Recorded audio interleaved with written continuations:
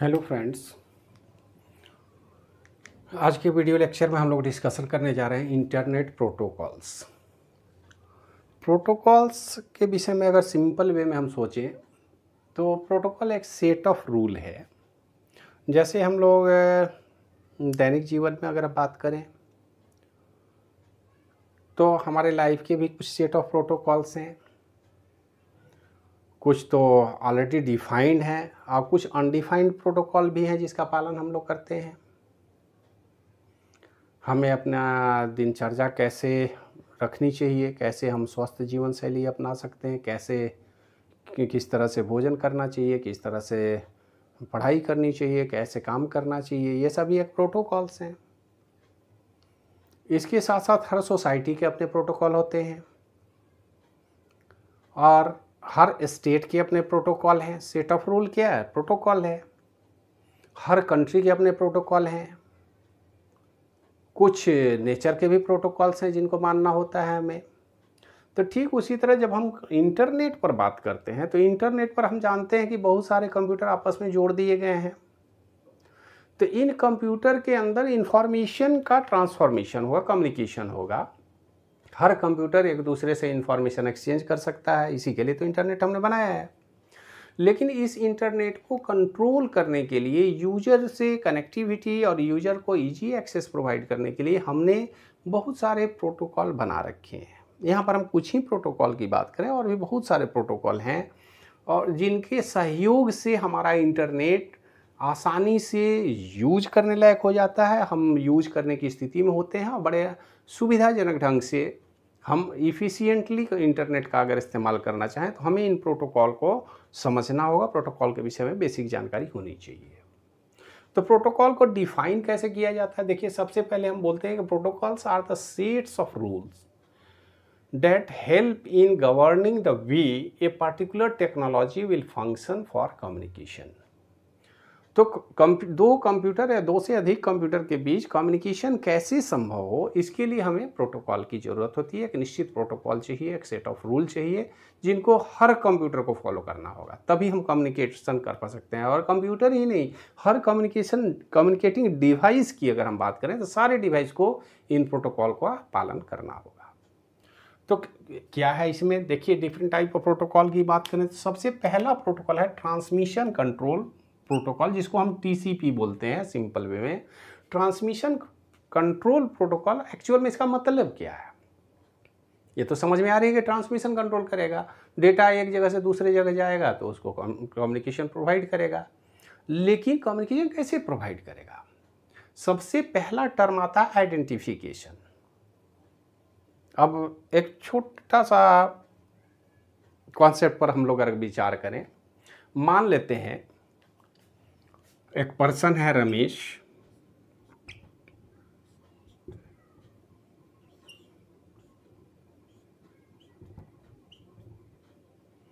और इन दोनों के बीच कम्युनिकेशन की ज़रूरत होती है। दो इंडिपेंडेंट यूजर हैं, रमेश और सुरेश हम मान लें। तो इस रमेश सुरेश को अगर डायरेक्ट कम्युनिकेशन करना है तो एक लैंग्वेज चाहिए, कॉमन लैंग्वेज दोनों को आनी चाहिए, जो नेचुरल लैंग्वेज हम लोग कम्युनिकेशन में इस्तेमाल करते हैं।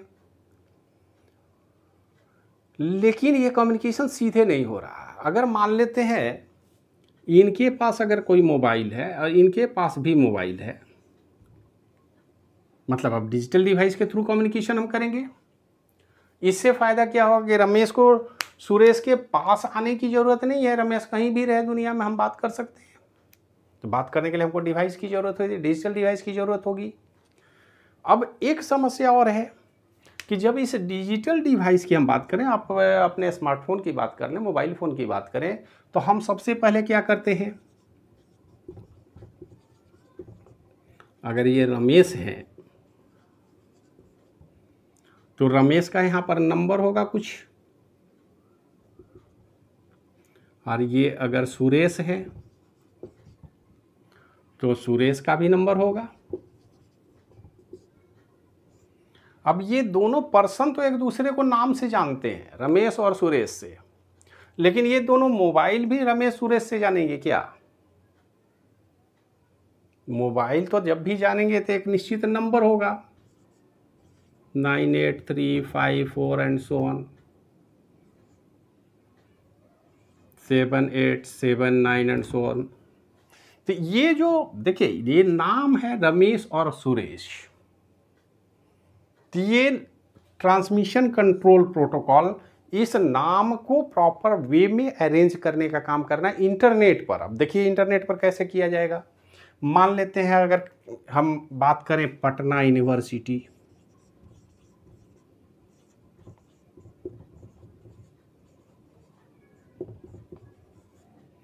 तो इस पटना यूनिवर्सिटी, इसको जनरली स्मॉल में ही हम लिखते हैं .ac.in, ये जो नोमेनक्लेचर है यही रमेश सुरेश वाली बात है कि हमारे पटना यूनिवर्सिटी के इंफॉर्मेशन ग्लोबल लेवल पर कहाँ पर रखे जाएंगे, किस नाम से जाने जाएंगे। तो ये उनका इंटरनेट नेमिंग एड्रेस हो गया पटना यूनिवर्सिटी .ac.in। अब इससे एक बात तो स्पष्ट हो जा रहा है कि ये पटना यूनिवर्सिटी है, इंस्टीट्यूशन है, एकेडमिक इंस्टीट्यूशन है। AC बताता है कि एकेडमिक है। ये पटना यूनिवर्सिटी के जगह पर xyz.ac.in भी लिखते तो हम समझ लेते कि एकेडमिक है, स्कूल कॉलेज यूनिवर्सिटी है। तो ये उसका टाइप बता रहा है। .in बता रहा है कि इंडिया में है। तो ये जो इंफॉर्मेशन रखने का, एडजस्ट करने का तरीका है, इसी को कंट्रोल करता है ट्रांसमिशन कंट्रोल प्रोटोकॉल।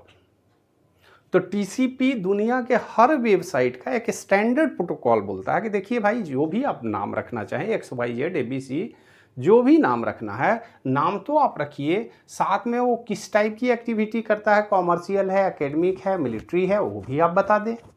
और बेहतर है कि आप .in करके ये भी बता दें कि किस देश में है, .UK, .US, .in, आसानी से हम पता कर पाएंगे।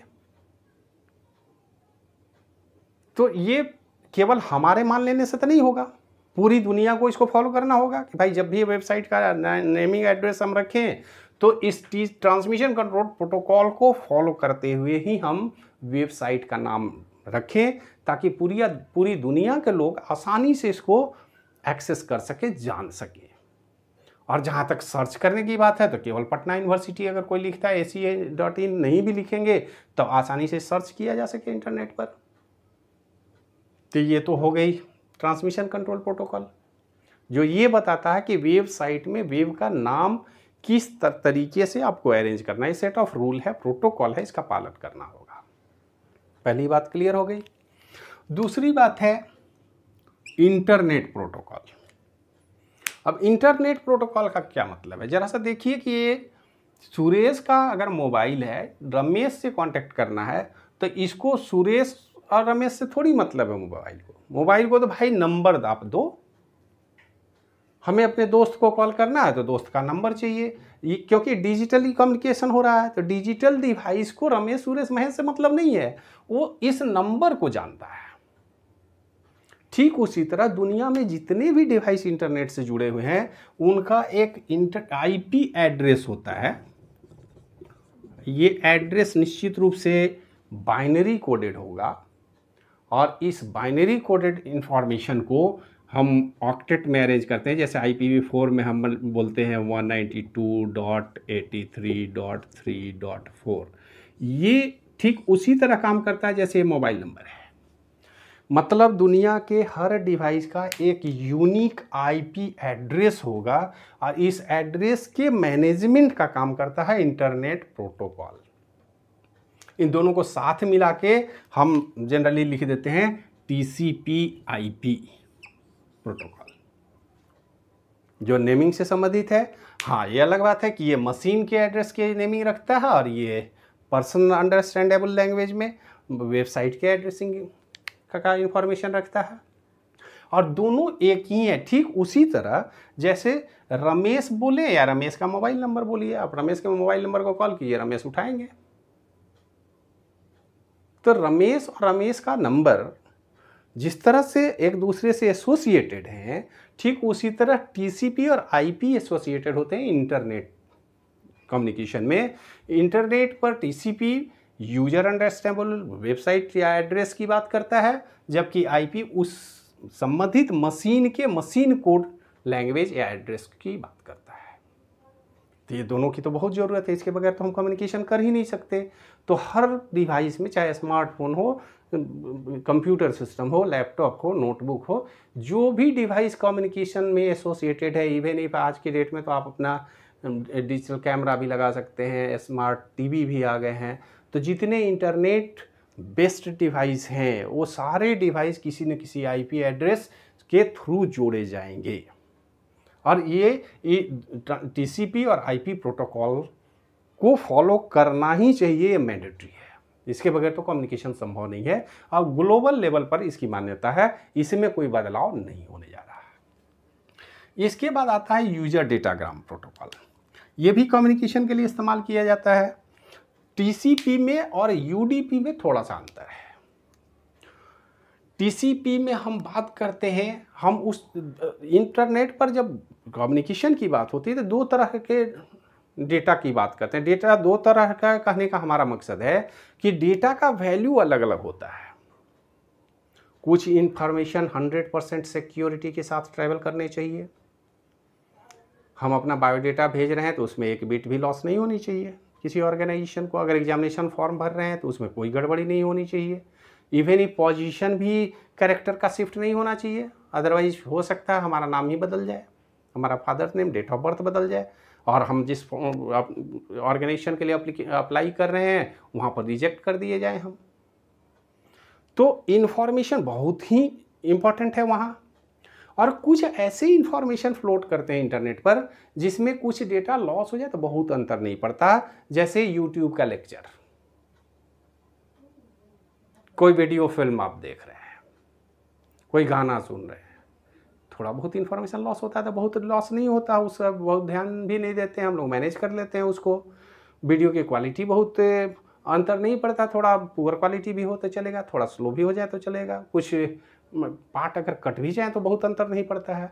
तो उस तरह के इन्फॉर्मेशन जो बहुत हाई रिस्क जोन में नहीं आता है, जो बहुत ही इंपॉर्टेंट नहीं, जिसमें डेटा लॉस से बहुत अंतर नहीं पड़ता है, उस तरह के इंफॉर्मेशन कम्युनिकेशन के लिए हम यूजर डेटाग्राम प्रोटोकॉल की बात करते हैं। ये थोड़ा स्लो होता है, लेकिन इसमें वीडियो इन्फॉर्मेशन बहुत तेज़ी से भेजा जा सकता है, ज़्यादा से ज़्यादा इन्फॉर्मेशन भेजते हैं।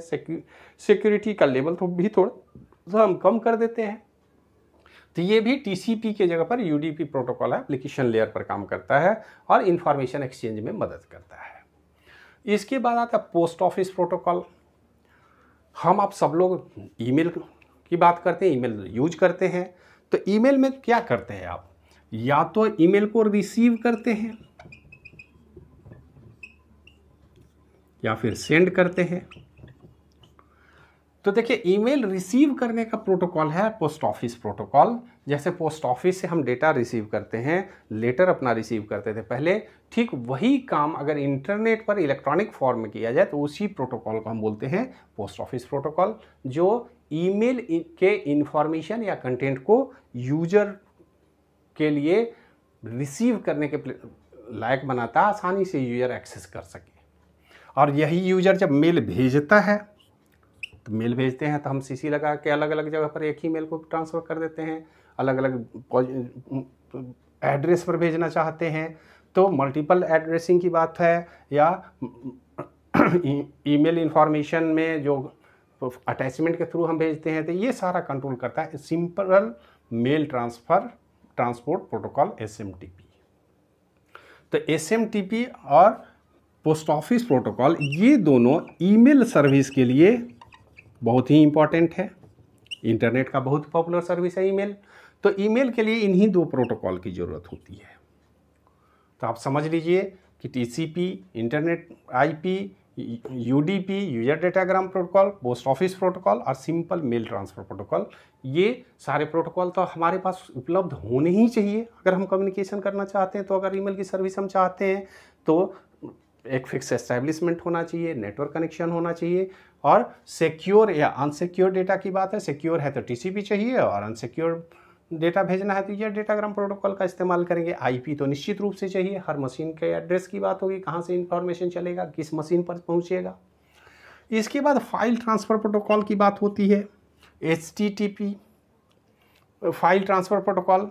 फाइल ट्रांसफ़र प्रोटोकॉल मतलब बहुत से इम्पॉर्टेंट डॉक्यूमेंट अगर हम इंटरनेट पर अपलोड करते हैं, डाउनलोड करते हैं, आज की डेट में बहुत सारे इन्फॉर्मेशन, ई कंटेंट, ई बुक, ई लेक्चर, ई नोट अपलोड डाउनलोड करने का काम करते हैं, तो फाइल को मैनेज करता है इंटरनेट पर फाइल ट्रांसफ़र प्रोटोकॉल।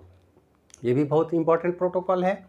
इसके बाद हाइपरटेक्स्ट ट्रांसफ़र प्रोटोकॉल, वेबसाइट पर जितने भी इंफॉर्मेशन को ट्रांसफ़र किया जाता है। अब ऑनलाइन सर्विस की बात हो रही है, तो ऑनलाइन मेथड से, चाहे एजुकेशन की बात हो, ऑनलाइन बैंकिंग की बात हो, ऑनलाइन बिजनेस की बात हो, ऑनलाइन फ्लिपकार्ट और अमेजन की बात अगर आप करें, ऑनलाइन शॉपिंग की का जितने भी कंटेंट्स हैं उनको मैनेज करने हाइपरटेक्स्ट ट्रांसफ़र प्रोटोकॉल की ज़रूरत होती है। और हम जानते हैं कि हाइपरटेक्स्ट ट्रांसफ़र प्रोटोकॉल में जो सर्विस हम यूज करते हैं आज के डेट में, वो सिक्योर और अनसिक्योर दोनों होता है। जैसे फ्लिपकार्ट पर कोई इन्फॉर्मेशन हम एक्सेस करना चाहें, देखना चाहें, तो उनका अपना सेट ऑफ रूल प्रोटोकॉल काम करेगा। वो ये सर्च करेंगे कि ये पर्टिकुलर पर्सन किस ईमेल आईडी से लॉगिन करता है, कौन कौन से आइटम को देखता है। जब भी आप देखेंगे आज के डेट में किसी भी आप बिजनेस साइट पर मूव करें तो अलग अलग आइटम आप विजिट करते हैं तो उसके आधार पर उनके पास आर्टिफिशियल इंटेलिजेंस है, वो रिकॉर्ड करते हैं, आपके इंटरेस्ट को जज करते हैं और फिर आपके पास मैसेज, उस इंटरेस्ट से संबंधित सारे मैसेज बार बार भेजे जाएंगे, ताकि उनको ये पता चल जाता है कि आप इस आइटम में इंटरेस्ट रखते हैं, इस तरह का आइटम चाहिए, तो अलग अलग आइटम आपके पास उसी से संबंधित जो आपके इंटरेस्ट का है उसको भेजना शुरू करेंगे। तो ये HTTP प्रोटोकॉल से संभव है। और वेब पेज पर जो भी कंटेंट्स मूव करते हैं वो हाइपरटेक्स्ट ट्रांसफ़र प्रोटोकॉल के थ्रू मूव करते हैं। लेकिन एक हाइपरटेक्स्ट ट्रांसफ़र प्रोटोकॉल सिक्योर शब्द आता है। देखिए, अब जब ई बैंकिंग की बात करें आप, तो देखिए जब इंटरनेट पर आप गए या अपने ईमेल खोला, ईमेल सर्च किया, बंद किया या कंप्यूटर डायरेक्ट ऑफ करके चल दिए, लेकिन क्या आप चाहते हैं कि जब हम ATM सर्विस इस्तेमाल कर रहे हों, ऑनलाइन ट्रांजैक्शन कर रहे हों, ऑनलाइन बिजनेस कर रहे हों, तो वहाँ पे नेटवर्क डाउन हो? नहीं चाहते, लेकिन हो सकता है। तो वहाँ पर सिक्योरिटी क्या फीचर होता है। आज व्हाट्सएप में मैसेज भेजा जाता है, आप देखेंगे बार बार वो लिखते हैं कि एंड टू एंड इनक्रिप्टेड है। मतलब कोई मैसेज अगर इंटरनेट पर आप HTTPS प्लेटफॉर्म से भेज रहे हैं तो सिक्योर डेटा है, जो भी आपका इंफॉर्मेशन है वो अगर किसी ने उसको कैप्चर कर लिया तो उसको वो खोल नहीं पाएगा, उसको पता नहीं चलेगा, वो उस मैसेज का यूज नहीं कर सकता। जैसे हम लोग ऑनलाइन में पिन डालते हैं, अब बताइए कि ATM में हम गए, अपना पिन हमने डाला, किसी ने उस पिन को हैक कर लिया तो हमारे अकाउंट से पैसा निकाल सकता है, ब्रेक कर सकता है हमारी सिक्योरिटी को। तो यहाँ से जो ATM से मैसेज चलेगा उस बैंकिंग सिस्टम तक, बैंक के सर्वर तक, वो मैसेज निश्चित रूप से हाईली सिक्योर होना चाहिए। व्हाट्सएप में अगर आप दोस्त को हम मैसेज भेज रहे हैं तो हाईली सिक्योर्ड होना चाहिए। तो बहुत सारी ऐसी कंपनियां हैं जो इस तरह की सर्विस, चाहे पेटीएम की बात करें, फ़ोनपे की बात करें, वो सारे HTTPS प्लेटफॉर्म का इस्तेमाल करते हैं। बहुत सारे ऑर्गेनाइजेशन भी अपने एम्प्लॉई या अपने एसोसिएट के साथ, अगर पटना यूनिवर्सिटी अपने स्टूडेंट को कोई मैसेज भेजता है तो वो नहीं चाहता कि उसमें सिक्योरिटी ब्रेक हो, तो ऐसी स्थिति में HTTPS प्रोटोकॉल का इस्तेमाल किया जाएगा। इसके बाद एक टर्म आता है टेलनेट। टेलनेट दो अलग अलग के कंप्यूटर को एक दूसरे के रिसोर्स शेयर करने के लिए बनाया गया प्रोटोकॉल।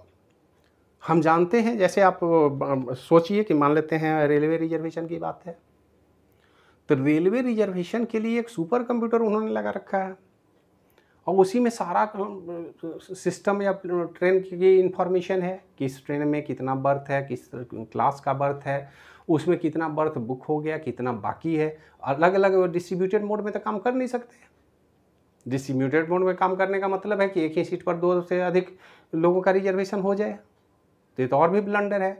तो जिस सिस्टम में सर्विस दिया जा रहा है उस सिस्टम को हम दूर से लॉगिन करते हैं और उसके साथ एसोसिएट करते हैं। ये व्यवस्था क्लाइंट सर्वर मोड में अगर हम अगर क्लाइंट सर्वर मोड में काम करना हो तो फिर हम टेलनेट की बात करें। टेलनेट एक रिमोट कंप्यूटर को एक्सेस करने का प्लेटफॉर्म प्रोवाइड करता है। उसके को हम रिक्वेस्ट भेज करके उसके रिसोर्स को एक्सेस कर सकते हैं, उसके फाइल को एक्सेस कर सकते हैं, एडिट करके वहाँ अपलोड कर सकते हैं। इस तरह की सर्विस टेलनेट प्रोवाइड करती है। जैसे टेलीफोन, टेलीनेट, दूर से नेट को एक्सेस कर रहे हैं, नेटवर्क को एक्सेस कर रहे हैं, तो टेलनेट प्रोटोकॉल है। इसके बाद इंटरनेट पर आज के डेट में सबसे ज़्यादा पॉपुलर सर्विस अगर कुछ है तो है सर्च। जैसे ईमेल है, टेलनेट है, और सर्च की बात होती है तो गोफर जो प्रोटोकॉल है ये सर्च इंजन में सबसे ज़्यादा इस्तेमाल हो जाता है। गूगल सर्च की अगर हम बात करें, याहू सर्च की बात करें, अलग अलग ऑर्गेनाइजेशन अलग अलग सर्च इंजन या टूल का इस्तेमाल करते हैं, लेकिन सर्च की सर्विस प्रोवाइड करता है गोफर कि इंटरनेशनल लेवल पर इंफॉर्मेशन को कैसे अरेंज किया जाए ताकि वो आसानी से सर्च किया जा सके। सर्च किया जा सके मतलब सर्च करने में कम से कम समय लगे, प्रायोरिटी वाइज सर्च हो, तो जितने भी इंफॉर्मेशन सर्च किए जाते हैं उसके लिए गोफर प्रोटोकॉल का इस्तेमाल करते हैं। तो आप अगर देखें तो ये जो कॉमन प्रोटोकॉल का हमने डिस्कशन किया है, इसमें कंप्यूटर को कनेक्ट करने की भी बात है, कंप्यूटर के एड्रेसिंग की भी बात हो रही है, डेटा किस टाइप का है उस तरह का प्रोटोकॉल आप इस्तेमाल कर सकते हैं, मेल रिसीव या सेंड करने का प्रोटोकॉल है, फाइल ट्रांसफ़र करने की बात हो रही है, HTTP पर सामान्य मैसेज कम्युनिकेट ट्रांसफ़र करने की बात हो रही है, सिक्योर्ड मैसेज ट्रांसफ़र करने की बात हो रही है, रिमोट लॉगिन की बात हो रही है, और सर्च की बात हो रही है।